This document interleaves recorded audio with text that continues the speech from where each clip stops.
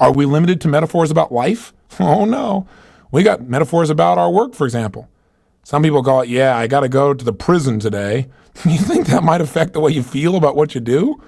Other people see it as, oh my gosh, I'm going to go be with my friends. I'm going to go join that team. I know a lot of business people who use global metaphors for their businesses, the businesses they own, and it's things like, well, it's my asset. And they look at people as either assets or liabilities. And do you think that affects the way they treat people, the way they think about people, the way they connect with people? That one belief changes it all. In my business, I think of it as a family.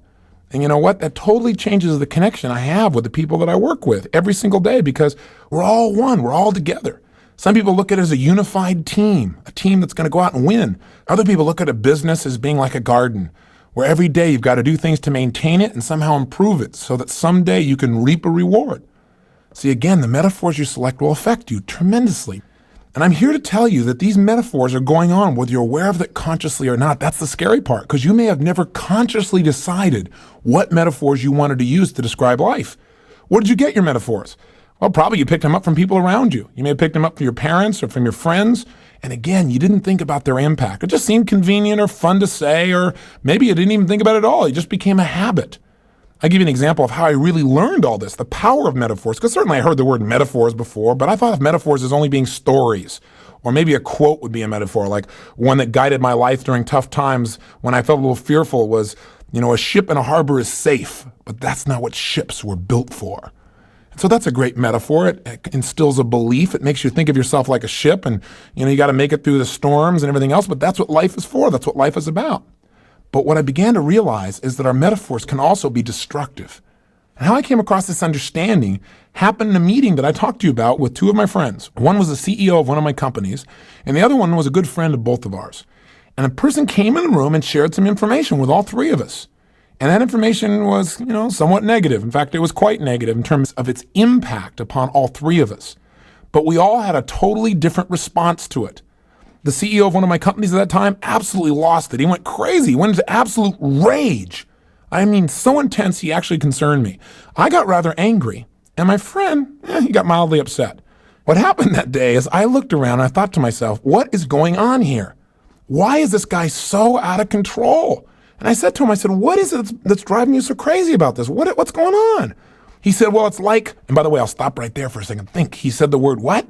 Like. That should become a cue for you that you listen to. When people say it's like, or it's just as if, that should be a clue that they're about to give you a metaphor very often. He said, well, it's kind of like, they got us in a box and they got a gun to our head. He was talking about somebody who was negotiating in a rather interesting way. Now, I got a question for you. Do you think your emotion would be somewhat intense if you thought somebody had you in a box with a gun to your head? It's not hard to figure out why he was in rage. And so for years, I've had people do things like that, and without realizing it, I've helped people to change how they were feeling by breaking up what I now call their global metaphor. So I turned to him and I said, well, what color is the squirt gun? And he looked at me and said, what? Which, as you can imagine, broke his pattern. I said, well, what color is the squirt gun? Now you might say, well, what does that do, Tony? Well, what does it do if I say to you, don't think of the color blue, don't think of the color blue, don't think of the color blue, don't you dare think of the color blue. What are you going to think of? Color blue. Now remember, whatever we focus on, whatever we represent in our heads, whatever is said to us, when we focus on it, it changes the way we feel. So when I say, what color is a squirt gun? I say it 2 or 3 times, he eventually has to picture this gun being a squirt gun, the one that was imaginary in the first place. And when it's a squirt gun, all of a sudden, do you think his emotion changes? Then when he thinks there's a gun there? Sure enough, he starts to laugh a little bit and says, well, you know what I mean. I said, well, I only know one thing, because I knew he was competitive. I said, I know no one could ever build a box big enough to hold me. He looked at me and he grinned, a little sheepish grin, and he said, all right, I got it. I said, really what you're saying is that they did something here that wasn't really very fair. That's different than putting somebody in a box and putting a gun to their head. The way you're representing this experience metaphorically is making you upset. If you want to use a metaphor, use a more empowering one. Like, these guys are like, we're playing a tug of war with them, and they got more guys on their side right now. So that would be more empowering because it means we need to get some leverage on our side. That would be more intelligent, wouldn't you say?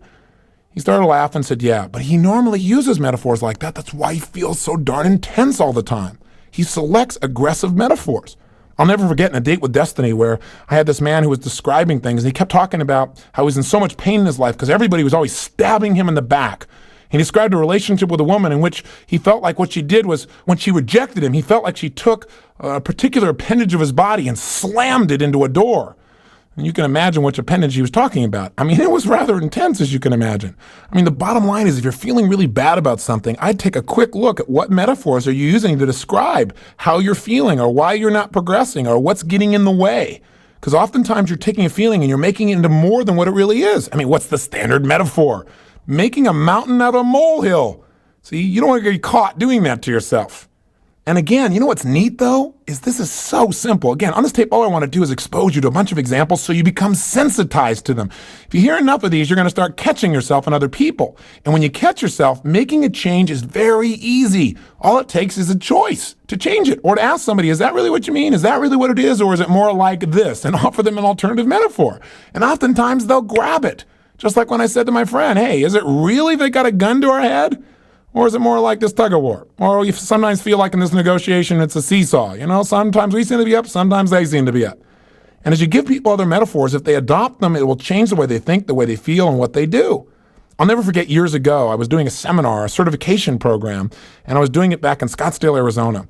And in the middle of the seminar, about a week into it, this one gentleman jumped up and started screaming at the top of his lungs and like stabbing out at people with his bare hands like he was holding a knife. And he started saying, I'm blacking out, I'm blacking out, I'm blacking out.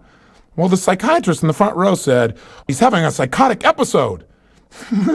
Fortunately, I didn't take his view of things, or I would have been in deep trouble because maybe I don't know how to deal with psychotic episodes, but I sure know how to change people's states.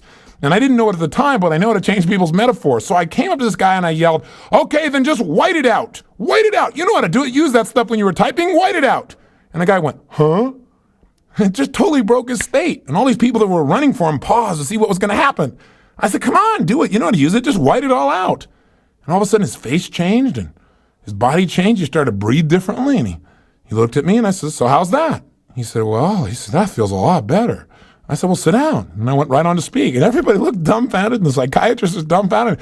I was kind of dumbfounded, except I had to look cool, like I knew what I was doing. So I just went on and continued, right? But what I'd done, I wasn't aware of it, is I had changed his metaphor.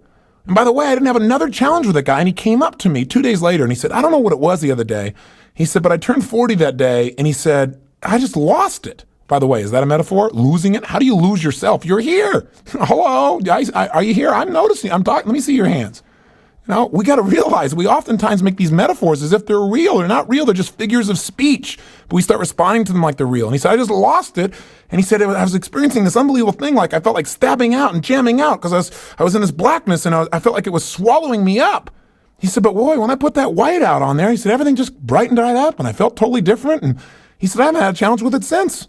He said, you know, I went and read the paper that day and I started thinking of new thoughts. And he said, you know what? He said, I feel fine today. And he was fine the rest of the time just by changing one little metaphor. And I didn't even know what I was doing then.